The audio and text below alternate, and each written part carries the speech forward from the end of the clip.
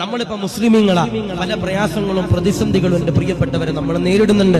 ഇപ്പോ 2 ദിവസമായി ഞാനും നിങ്ങളും എല്ലാവരും വാർത്തകളിൽ കണ്ടുകൊണ്ടിരിക്കുന്ന ഒരു വിവാദമാണ് ഹിജാബിന്റെ വിവാദം. അള്ളാഹു കാത്തിരിക്കുമാറാവട്ടെ, അള്ളാഹു ഹീമ നൽകി അനുഗ്രഹിക്കുമാറാവട്ടെ, അള്ളാഹു സലാമത്താക്കി അനുഗ്രഹിക്കുമാറാവട്ടെ. തലയിൽ ശിരോവസ്ത്രം ധരിച്ചൊരു കന്യാസ്ത്രീയാണ് പറയണത്, ഈ കുട്ടി തലയിൽ മഫ്ത ധരിച്ചുകൊണ്ട് സ്കൂളിൽ വന്നു കഴിഞ്ഞാൽ അടുത്തിരിക്കുന്ന കുട്ടികൾ പേടിക്കും. ആരാ പറയണേ? തലയിൽ ശിരോവസ്ത്രം ധരിച്ച ഒരു കന്യാസ്ത്രീയാണ് വന്നിട്ട് പറയണേ, ഈ കുട്ടി സ്കൂളിൽ വന്നാൽ മറ്റു കുട്ടികൾ പേടിക്കും. എന്നാൽ നമ്മൾ ചോദിക്കുന്ന ഒരു ചോദ്യമുണ്ട്, ഈ ശിരോവസ്ത്രം ധരിച്ച ഈ കന്യാസ്ത്രീയെ കണ്ടാൽ മറ്റു കുട്ടികൾ പേടിക്കൂലേ? മറ്റു ടീച്ചർമാര് പേടിക്കൂലേ? പക്ഷേ അങ്ങോട്ട് ചോദ്യങ്ങൾ ചോദിക്കാൻ പാടില്ല.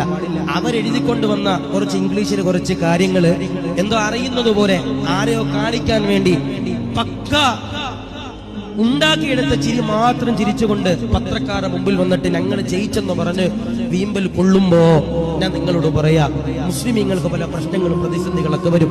ഇത് കണ്ണൂർ ജില്ലയാണ്, മലബാറാണ്, കേരളത്തിന്റെ അകത്തും പുറത്തും ആണെങ്കിലും എന്റെ പ്രിയപ്പെട്ട സഹോദരങ്ങളോട്, പ്രിയപ്പെട്ട വാപ്പമാരോട് പറയാ, നമ്മുടെ മക്കൾക്ക് ഇസ്ലാമികപരമാകുന്ന രീതിയിൽ വസ്ത്രം ധരിക്കാൻ വേണ്ടിയിട്ട് നമ്മുടെ സ്കൂളുകളിൽ സൗകര്യം തന്നില്ലെങ്കിൽ ആ സ്കൂളിൽ നമ്മുടെ മക്കളെ പഠിക്കാതിരിക്കാൻ നമ്മൾ ശ്രദ്ധിക്കുക.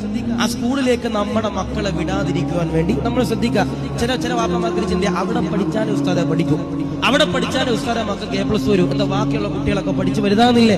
ഇപ്പൊ കഴിഞ്ഞ ദിവസം ഒരു പോലീസ് ഉദ്യോഗസ്ഥൻ IPS കാരനാണ്, ആ സഹോദരന്റെ വാക്കിലുണ്ട്, ഞാൻ പഠിച്ചത് ഒരു സർക്കാർ സ്കൂളിലാണ്, ആ സർക്കാർ സ്കൂളിൽ നിന്ന് പഠിച്ചിട്ടാണ് ഞാൻ ഇങ്ങനെ ഒരു സർവീസിലേക്ക് എത്തിയെന്ന് ഒരു പാവപ്പെട്ട ഒരു സഹോദരൻ, ഒരു പോലീസ് ഉദ്യോഗസ്ഥൻ പറയുമ്പോ നമുക്ക് ചില ആളുകൾക്ക് വിചാര 10,000 മാസം ഫീസ് കൊടുത്താൽ മാത്രം ഇത്രയാവും, അല്ലെങ്കിൽ തലയിൽ മഫ്ത ധരിക്കാൻ വേണ്ടി സമ്മതിക്കാത്ത സ്കൂളിൽ പോയാൽ മാത്രമേ നമ്മുടെ മക്കൾ A+ മേടിക്കുമെന്നെങ്കിൽ എന്റെ പ്രിയപ്പെട്ട സഹോദരങ്ങളോട് പറയാ, അത് വെറും ഒരു കാഴ്ചപ്പാട് മാത്രം.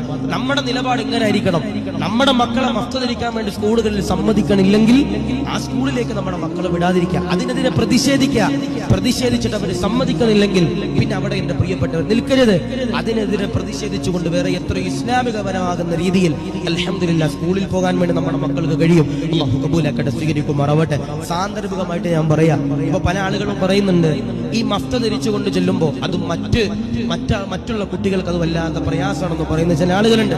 ഞാൻ നിങ്ങളോട് സ്നേഹത്തിൽ പറയാ, മറ്റു സ്കൂളുകളിൽ, മുസ്ലിം മാനേജ്മെന്റ് ഉള്ള സ്കൂളുകളിൽ എത്ര പേര് ഹൈന്ദവ കുട്ടികൾ കുരിശ് ധരിച്ചുകൊണ്ട് വരുന്നുണ്ട്, അല്ലെങ്കിൽ തലയിൽ പൊറുതിട്ടുകൊണ്ട് വരുന്നുണ്ട്, എത്രയോ സഹോദരങ്ങൾ കുരിശുമാല ധരിച്ചുകൊണ്ട് വരുന്നുണ്ട്.